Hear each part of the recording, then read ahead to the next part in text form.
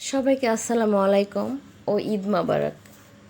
ঈদের আগের দিন আজকের রাস্তা এটা জয়পুরহাট টু রংপুরের রাস্তা। এত নিরিবিলি রাস্তা জীবনে প্রথম দেখলাম আমি। ভুতুড়ে একটা রাস্তা।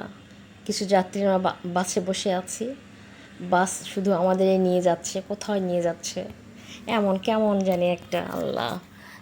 তারপরে এত নিরিবিলি রাস্তার পরে শহরে যখন আমরা ঢুকেছি তারপরে শুরু হলো এত জ্যাম। শুনেছি শুধু যে জ্যাম আটকা পড়ার পর কেমন অভিজ্ঞতা আজকে আমার হয়েছে, মাথা ধরে গেছে আমার। কোথায় 10:30টায় আমি বাসায় চলে আসব, সেখানে এলাম আমি 12টায়। কী অবস্থা! সবাই ঈদের যার যার মতো বাড়ি যাচ্ছে, এই যে জ্যামের কী অবস্থা। সবাই ভালো থাকবেন, সুস্থ থাকবেন।